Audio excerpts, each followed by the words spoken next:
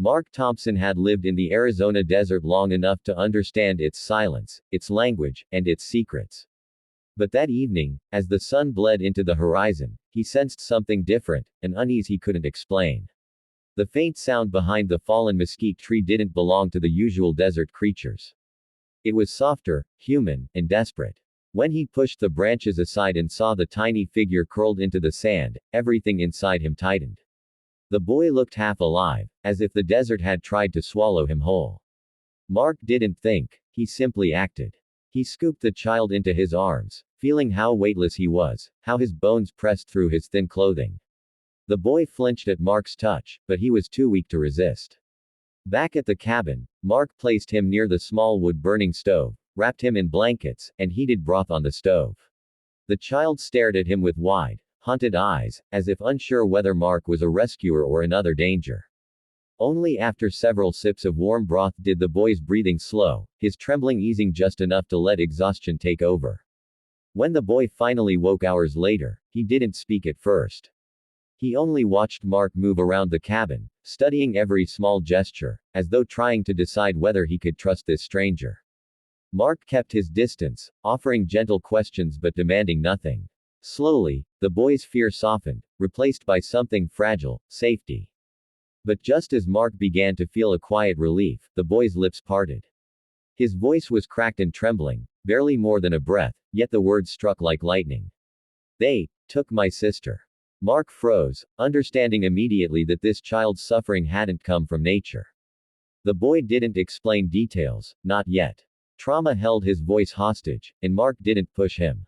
But those 4 words painted enough of a picture. Someone had taken this child's sister, leaving him alone in the desert to fend for himself.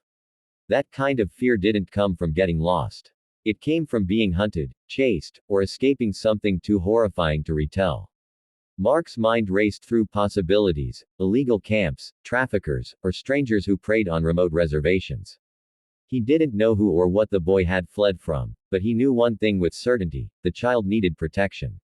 Over the next 4 days, their bond grew in small, quiet ways. Mark made simple meals, kept the cabin warm, and cleaned the cuts and bruises on the boy's skin. The child followed him around, never more than a few steps behind, like a frightened shadow afraid of disappearing again. Sometimes he cried in his sleep, calling out in Apache words Mark couldn't understand. Other times, he would wake and cling to Mark's shirt until the nightmares faded. Mark learned to sit beside him, offering silent reassurance. The boy may not have spoken much, but his eyes told stories of fear, loss, and a desperate longing to be reunited with his sister. By the 4th morning, just as the sky shifted from deep purple to pale gold, the cabin felt unusually quiet. A stillness settled over the desert, a kind Mark hadn't felt before. He sensed a change coming, something heavy. And then, without warning, a loud, firm knock rattled the wooden door. The boy flinched, eyes widening with terror. Mark stood slowly, instinctively stepping between the child and the door. When he opened it, his breath caught. 3 Apache women stood outside, their faces carved with fear, hope, and a fierce determination. In that moment, Mark understood. The quiet days were over. Something much larger had arrived at his doorstep. Mark stood frozen in the doorway, the cool morning air brushing past him while the 3 Apache women remained perfectly still. Their expressions carried generations of resilience and sorrow. The eldest woman's eyes glistened, not with fear, but with something deeper, an urgency that seemed carved into her bones. Behind Mark, the little boy clung to the edge of the doorway, peeking out with wide, trembling eyes. The moment the women saw him, their breath hitched. One of them covered her mouth, fighting back a sob. It was clear this reunion had been prayed for, feared for, and desperately awaited. Mark stepped aside gently, allowing the women into the cabin. The boy hesitated, caught between fear and recognition.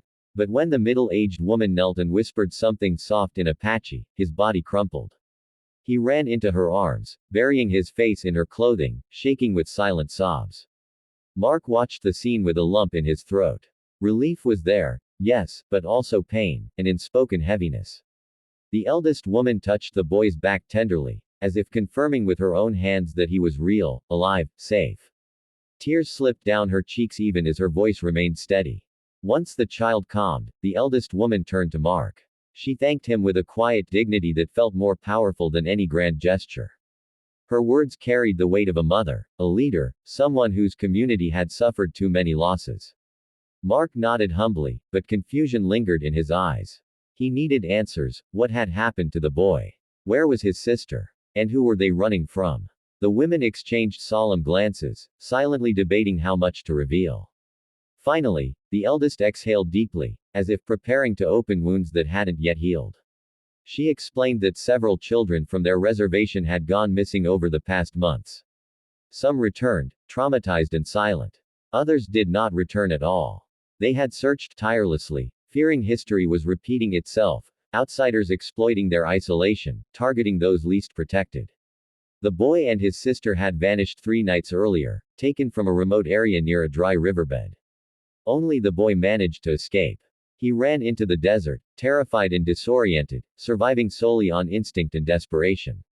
Mark felt the truth slam into him. This was not a simple rescue.